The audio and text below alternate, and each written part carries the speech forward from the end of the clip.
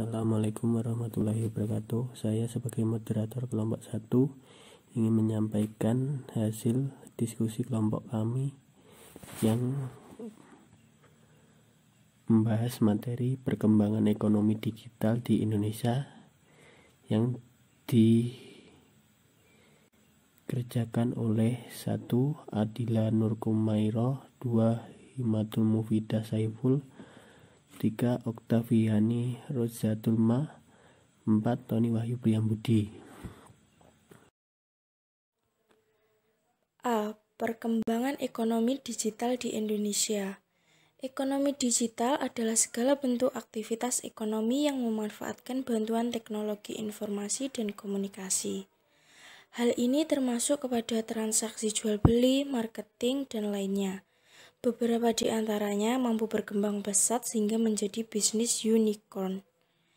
Digitalisasi ekonomi ini ternyata menjadi peluang tersendiri untuk industri UMKM, karena UMKM dapat memasarkan produk dan jasanya dengan lebih luas, lebih mudah dan lebih murah. Jadi dengan bantuan teknologi digital banyak jumlah usaha dan bisnis yang survive dan berkembang. Digitalisasi ekonomi ini merupakan suatu terobosan yang baik dan juga di Indonesia terus mengalami perkembangan yang signifikan. Karena dapat menghindari kasus pencurian dan pencopetan dengan transaksi cashless. Digitalisasi untuk lini ekonomi tidak selamanya memiliki efek positif. Pasalnya, ekonomi berbasis digital membutuhkan berbagai perangkat keamanan agar tidak mudah diretas oleh hacker. Selain itu juga dijumpai banyaknya jumlah e-commerce yang menjamur.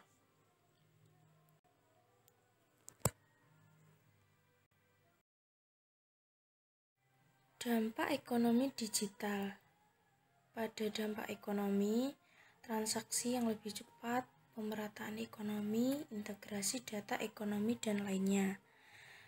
Pada dampak pendidikan, akses pendidikan, informasi, dan bahan pelajaran menjadi lebih mudah, serta membuka bisnis baru untuk pelatihan dan les online. Pada dampak sosial, menjadikan landasan untuk melakukan pembangunan ekonomi inklusif, sehingga usaha kecil dapat berkembang, dan pemberdayaan SDM yang lebih baik. Hal ini diketahui dari mitra driver Gojek dan Grab yang merupakan penyandang disabilitas. Potensi ekonomi digital Indonesia. Sebagai negara yang sedang berkembang, Indonesia memiliki potensi yang sangat besar dari segi digital ekonomi. Mengapa? Karena masih banyak ruang dan sisi digitalisasi ekonomi yang belum terekspor. Bahkan yang ada saja masih bisa dikembangkan agar menjadi yang lebih baik.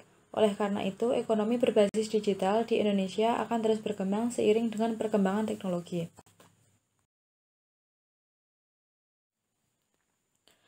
Perbedaan e-commerce dan e-business beserta contohnya. E-commerce dan e-business memiliki awalan yang sama, yaitu E, yang memiliki arti elektronik.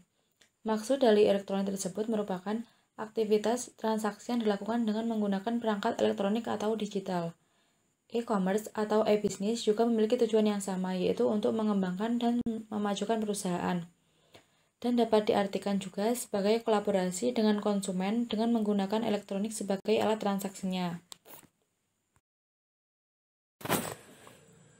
Dan dapat diartikan juga sebagai kolaborasi dengan konsumen dengan menggunakan elektronik sebagai alat transaksinya. Selain itu, perbedaan yang mendasar adalah dalam transaksinya, e-commerce berorientasi pada transaksi perolehan uang yang melibatkan pertukaran uang, sedangkan e-business berorientasi pada kepentingan dalam jangka panjang yang bersifat abstrak dan juga semua aspek dalam berbisnis yang di dalamnya termasuk perancangan dan pemasaran produk, manajemen, masuk, dan lain sebagainya. Beberapa contoh dari e-commerce dan e-business.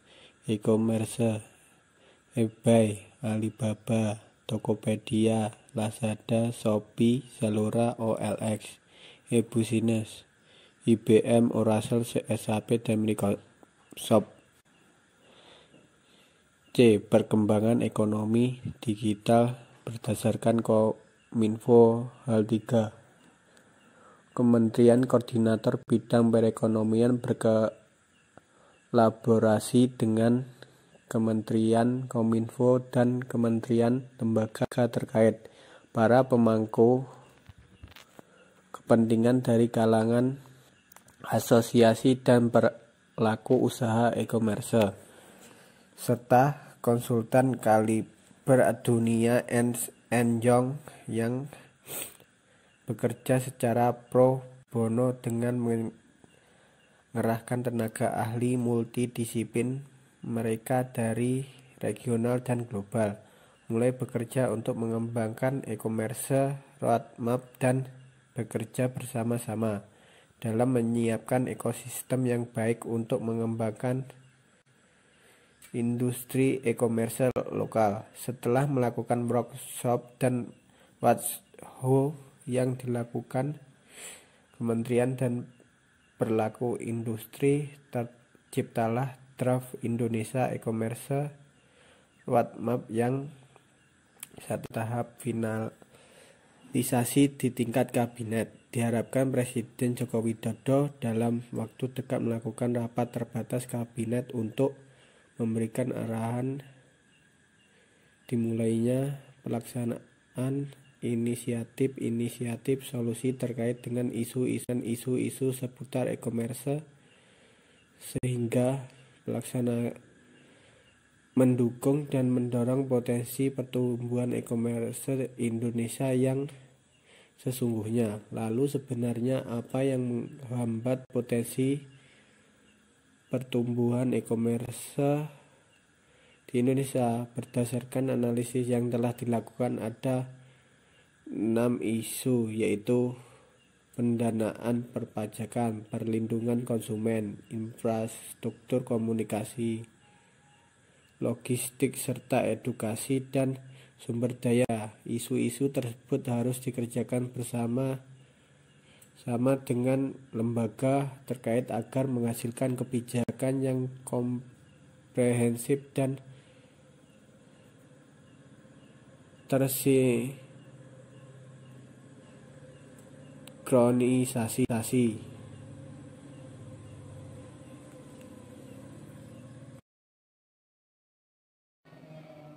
C. Perkembangan ekonomi digital berdasarkan Kominfo halaman 3. Kementerian Koordinator Bidang Perekonomian berkolaborasi dengan Kementerian Kominfo dan kementerian atau lembaga terkait, para pemangku kepentingan dari kalangan asosiasi dan pelaku usaha e-commerce, serta konsultan kaliber dunia Ernst & Young yang bekerja secara pro bono dengan mengerahkan tenaga ahli multidisiplin mereka dari regional dan global, mulai bekerja untuk mengembangkan e-commerce roadmap dan bekerja bersama-sama dengan menyiapkan ekosistem yang baik untuk mengembangkan industri e-commerce lokal.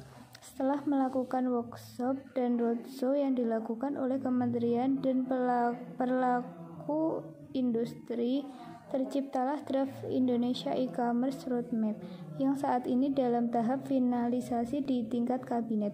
Diharapkan Presiden Joko Widodo dalam waktu dekat melakukan rapat terbatas kabinet untuk memberikan arahan dimulainya pelaksanaan inisiatif solusi terkait dengan isu-isu seputar e-commerce, sehingga mendukung dan mendorong potensi pertumbuhan e-commerce Indonesia yang sesungguhnya.